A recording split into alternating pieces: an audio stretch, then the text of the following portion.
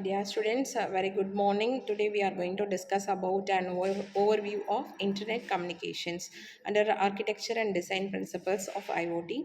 So the day-to-day life without internet, we are unable to do or proceed anything. So the internet communication is very much important.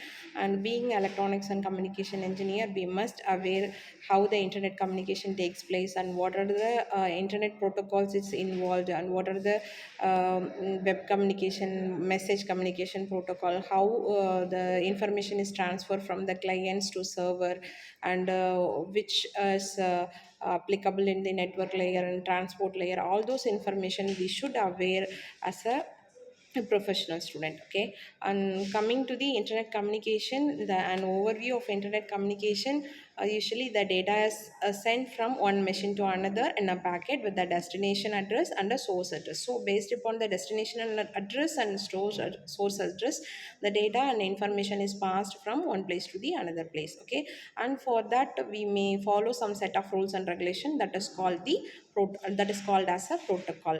The data packets, the packets of a data have to go through a number of intermediary machines called routers to reach their destination. Because routers, we can simply say the routing process in day-to-day life. For example, you best consider we are traveling by bus in one city to another city. We may choose several routes are there. We may choose the shortest path or comfort path. Likewise, we may choose a different path that is called router. Okay, that is how in internet communication also we may have the routing process. And here the interconnection and overview, the basic diagram which shows the internet interaction between the browser and web server. So browser data is there, web server website is there. In between we have the domain name server that is called internet, and here we are the hypertext transfer protocol transfer the information to the corresponding website.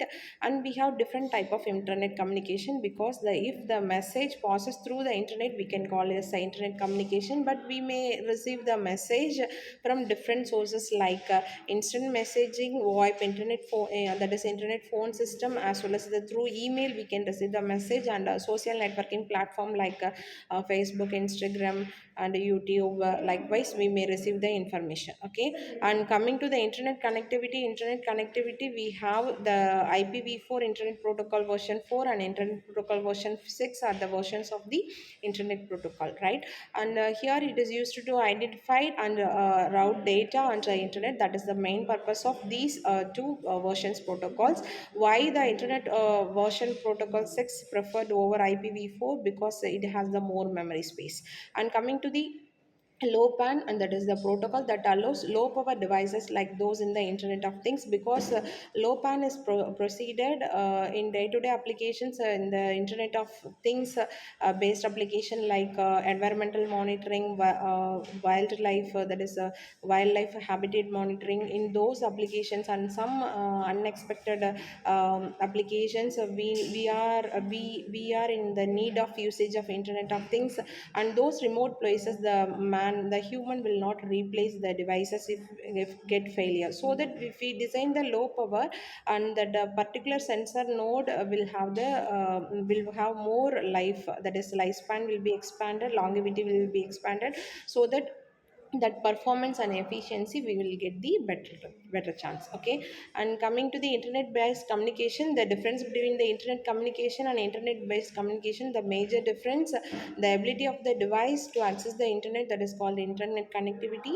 And internet based communication means exchange of data or messages between devices using the internet based communication. So if we communicate or transfer some information, that is internet based communication. And just it is internet connectivity, whether if the connection is there through internet, that is called internet connectivity. And already we have gone through about IPv4 and IPv6 also, LoRaWAN, why we are going on using these kind of protocols. And coming to the TCP as well as the UDP, this is the very important transport layer protocols, that is transmission control protocol, and UDP is the user datagram protocol. Using the differentiation, that is comparison chart, I will explain about TCP and UDP in detail. You just listen this picture image. Here the sender and receiver is there, and come in the TCP we have the acknowledgement, that is this violet color indicates the acknowledgement, right?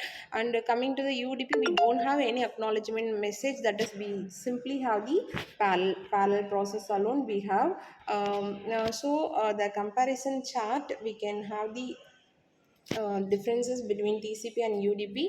TCP, because we are receiving the acknowledgement, as well as if we didn't receive acknowledge, we can do the retransmission facility. Okay, but so that it is secured. And coming to the UDP, it is not secured, that is unsecured one, and it is connection oriented. TCP is connection oriented, UDP is connectionless, as well as TCP it has the slow process, because it is giving the acknowledgement as well as it is checking mechanism is very good, so that the process the speed process it's getting delayed. But in UDP, no need of acknowledgement, so it's a fast process. And in TCP it's a guaranteed transmission, and UDP it is we are unable to give the guarantee. So based upon that, it is used in the applications like critical applications, in defense application. TCP and UDP it is used in the real-time applications, packet reorder mechanism, and here we don't have no reorder mechanism, and it is having the flow control. And UDP we don't have any flow control. As well as here we are using the header, it is 20 bytes. Okay, we know what is bytes at c, 8 bit is equal to 1 byte, so 20 bytes header longer, and here only 8 byte header is enough for UDP. And three-way handshake mechanism is followed in the TCP, no handshake mechanism is followed in the UDP protocol. And some servers, that is defined protocol is there, that is DNS, domain name server, HTTPs, FTP, that is HTTP hypertext transfer protocol, secure FTP, SMTP, all those things. And coming to the UDP, DNS, DHCP, TFTP, and SNMP, all those things are here.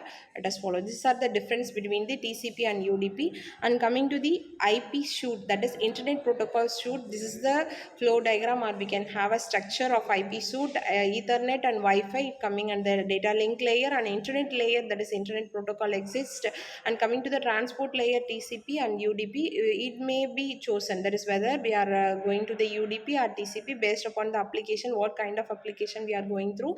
Based upon that, we will prefer TCP, either TCP or UDP. Okay, and corresponding servers, that is DNS, DHCP, voice over IP, as well as coming to the TCP, HTTP, SMTP, MQTT, this is message queuing, telemetry transfer protocols, all those things is linked, like as a power packed uh, structure in the internet protocols shoot. Okay, so still now we have discussed about what is internet connectivity, what is internet protocol, and what is internet based communication, and what are the internet protocol exist. And in transport layer, that is network layer, TCP and UDP, what is the difference between the two TCP and UDP, and how the internet protocol should structure exist. Okay, these things we have explained in this presentation. And thank you for your passion listening.